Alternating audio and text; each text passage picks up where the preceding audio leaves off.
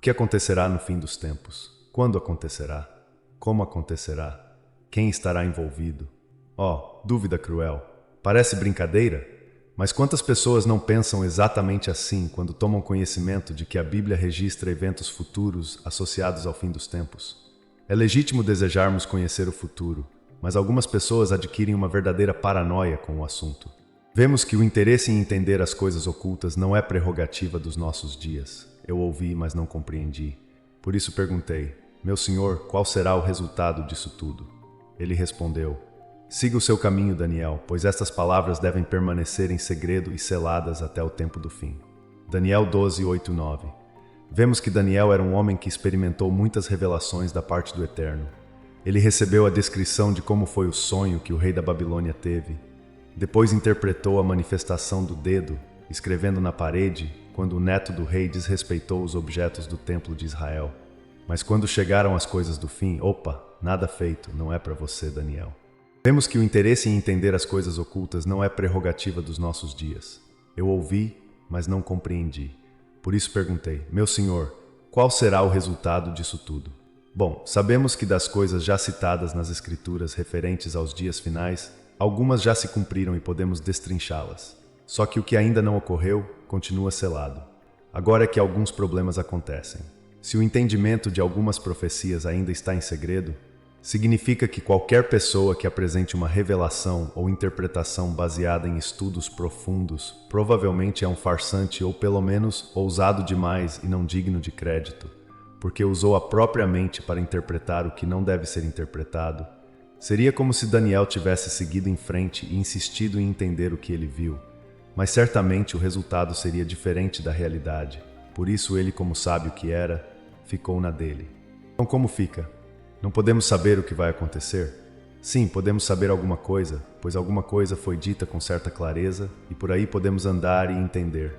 Eu costumo afirmar que não sou afeito a especulações, pois podem ou não estar certas, mas não há como provar. São conclusões abstratas, então prefiro andar onde posso ver onde piso, ou seja, é necessário um mínimo de informações claramente compreensíveis. É evidente que para o Eterno, a nossa história já está escrita e nada vai mudá-la. Por quê? Porque Ele é onisciente. O passado, o presente e o futuro só existem para nós. Então, se Ele quiser, poderá ou não nos contar alguma coisa sobre o que irá ocorrer na nossa linha do tempo. Outro aspecto técnico na interpretação das predições proféticas é que precisamos distinguir quando a narrativa bíblica é descritiva literal, quando simplesmente relata algo ocorrido, quando é ensino direto e objetivo, as instruções e mandamentos, quando é uma profecia pessoal e clara, quando o profeta Eli fala com o rei David sobre o seu pecado, quando é usada uma linguagem figurada ou metáforas, mas que tenham a sua interpretação registrada, quando Yeshua falava por parábolas, quando as metáforas tratam de eventos futuros e esclarecidos, quando Daniel revela os detalhes do sonho do rei sobre a estátua que significavam vários impérios, e quando as metáforas são mensagens que citam eventos futuros, mas não há um esclarecimento fácil de entender, como a revelação final do livro de Daniel tratando de eventos futuros. Muita gente se perde nesses detalhes, afirmando que Deus disse tal coisa quando ele não disse nada disso. Vamos imaginar uma linha do tempo começando no primeiro verso do livro de Bereshit, quando a palavra no princípio marca o ponto. No princípio Deus criou os céus e a terra. Gênesis 1:1. Nos versos seguintes que descrevem a sequência da criação de todas as coisas, já começam a surgir inúmeras discordâncias entre os sábios e entendidos, e podemos considerar que são fatos já ocorridos. Mas algumas palavras que colocam um pouco de linguagem figurada já impedem que haja uma clareza absoluta nas interpretações. Há quem diga que os 7 dias da criação eram dias literais de 24 horas. Já outros afirmam que esses dias eram dias-eras, que podem ser dias de muito mais tempo do que as horas de um dia. E então, quem está certo? Pela capacidade humana de interpretação, qualquer um pode estar certo, pois todos têm argumentos fundamentados nas Escrituras. Mas somente um poderá estar certo, ou nenhum. Isso ainda se não surgirem outras formas de entendimento. Se algo que já aconteceu pode dar essas divergências, imagine as coisas futuras das quais não há evidências palpáveis. Bem, ainda não é o fim do mundo. Mas é sobre isso que queremos saber. Segue a linha do tempo, e muitos eventos na evolução da humanidade vão mudando. O homem desenvolve a sua cultura e a sociedade adquire padrões que vão se aperfeiçoando geração após geração. No contexto espiritual, as mudanças não alteram a forma como o Eterno vê o homem, mas sim como o homem se relaciona com o Eterno. O nosso Criador vai ensinando a cada época uma parte do seu projeto coletivo para a raça humana. No aspecto particular, Deus continua se aproximando dos que querem estar próximos dele, mas no aspecto coletivo, ele vai realizando tudo o que foi planejado e idealizado antes da fundação do mundo. O que alguns entendem como formas diferentes de Deus tratar com o homem, eu entendo como as etapas sequenciais do cumprimento do seu plano de redenção para o pecador. A cada momento, uma parte do plano consolida a caminho da vinda do Messias. As profecias são entregues e a humanidade vai se preparando. Mas ele foi transpassado por causa das nossas transgressões. Foi esmagado por causa de nossas iniquidades. O castigo que nos trouxe paz estava sobre ele, e pelas suas feridas fomos curados. Todos nós, tal qual ovelhas, nos desviamos. Cada um de nós se voltou para o seu próprio caminho, e o Senhor fez cair sobre ele a iniquidade de todos nós. Isaías 53, 5, 6.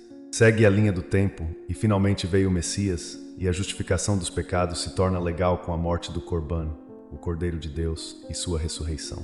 Seja a atitude de vocês a mesma do Messias Yeshua, que, embora sendo Deus, não considerou que o ser igual a Deus era algo a que devia apegar-se, mas esvaziou-se a si mesmo, vindo a ser servo, tornando-se semelhante aos homens. E sendo encontrado em forma humana, humilhou-se a si mesmo e foi obediente até a morte, e morte de cruz. Filipenses 2, 5, 8. Seguindo a linha do tempo, ocorre uma certa padronização quanto ao aspecto da ação do poder de Deus, a partir da importante mensagem de Kefa diante da multidão em Jerusalém em Atos 2.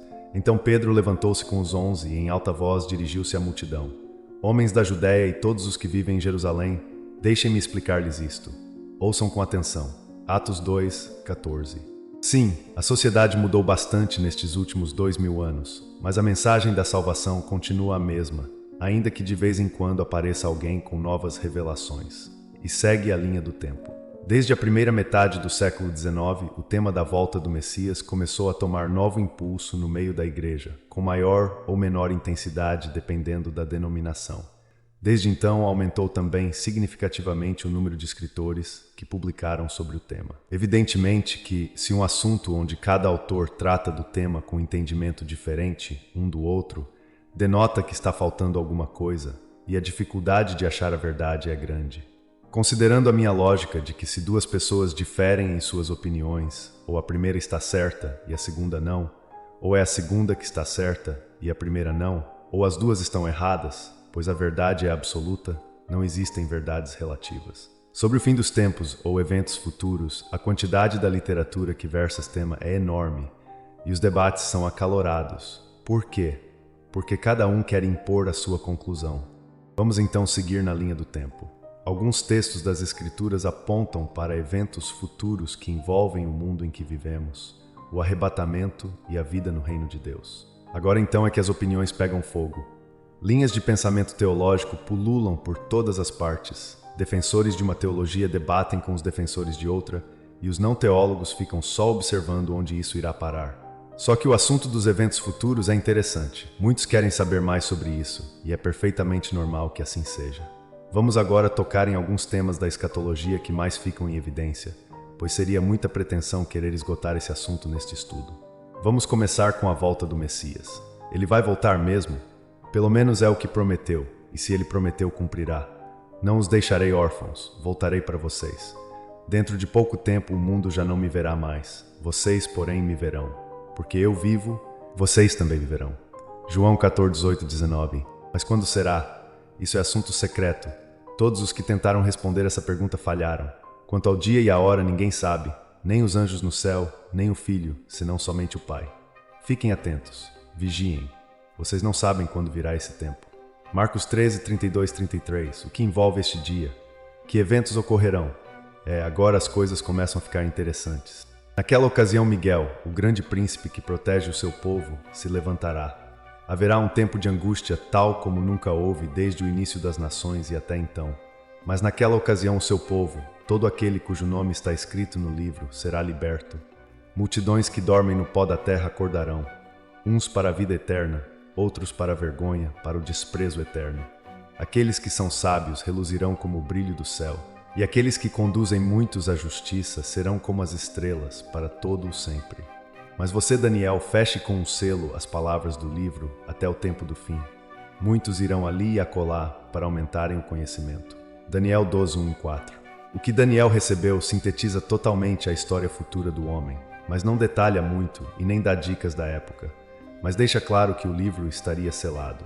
Sobre a grande tribulação, existem até os que dizem que estamos passando por ela, mas basta um pouco de raciocínio para entendermos que isso não condiz com o texto bíblico, pois na história humana já existiram períodos piores do que o que vemos hoje.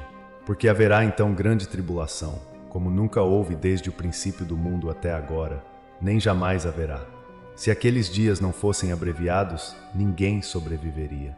Mas por causa dos eleitos, aqueles dias serão abreviados. Mateus 24, 21, 22. Encontramos também relatos sobre o surgimento de uma besta também chamada de Antimessias. Vi uma besta que saía do mar. Tinha 10 chifres e 7 cabeças, com 10 coroas, uma sobre cada chifre, e em cada cabeça um nome de blasfêmia. A besta que vi era semelhante a um leopardo, mas tinha pés como os de urso e boca como a de leão. O dragão deu à besta o seu poder, o seu trono e grande autoridade. Ao chegarmos neste ponto, é que as coisas começam a ficar cada vez mais polêmicas, pois começam a surgir muitos detalhes que não estão exatamente em ordem cronológica, e dependendo de cada hermeneuta, temos resultados diferentes. Vamos discorrer sobre algumas coisas apenas. Yeshua nos mostra que eventos nos alertarão sobre a iminência da sua vinda.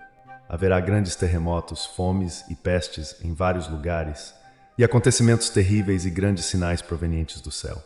Mas antes de tudo isso, prenderão e perseguirão vocês. Então os entregarão às sinagogas e prisões, e vocês serão levados à presença de reis e governadores, tudo por causa do meu nome. Lucas 21, 11 e 12. Somos esclarecidos sobre o aguardado arrebatamento ou rapto. Eis que eu lhes digo um mistério. Nem todos dormiremos, mas todos seremos transformados, num momento, num abrir e fechar de olhos, ao som da última trombeta.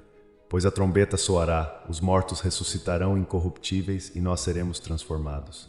1 Coríntios 15, 51, 52. Dizemos a vocês, pela palavra do Senhor, que nós, os que estivermos vivos, os que ficarmos até a vinda do Senhor, certamente não precederemos os que dormem. Pois dada a ordem com a voz do arcanjo e o ressoar da trombeta de Deus, o próprio Senhor descerá do céu, e os mortos no Messias ressuscitarão primeiro. 1 Tessalonicenses 4, 15 e 16. Bem, irmãos, lamento por aqueles que esperam que eu dê uma resposta final e decisiva sobre isso. Não posso. Cada uma das teorias tem seus argumentos bíblicos, suas referências e interpretações. Cada um tem seus defensores irredutíveis. Não é viável comentar todas as argumentações nesse estudo. Cheguei à conclusão de que se isso fosse realmente importante para nós sabermos, Yeshua teria sido claro na mensagem. Sendo assim, vamos continuar vivendo hoje como se Yeshua voltasse amanhã. Sobre os acontecimentos, o Eterno tem tudo sob controle. Mas que realmente ocorrerá o domínio do Antimessias? Isso ocorrerá. Ele dominará o mundo, será adorado e se levantará contra o nome do Messias, mas será derrotado, vencido pelo nosso Salvador. Obrigado por assistir. Se gostou do vídeo, deixe o seu like, se inscreva no canal e comente o que você pensa sobre o fim dos tempos.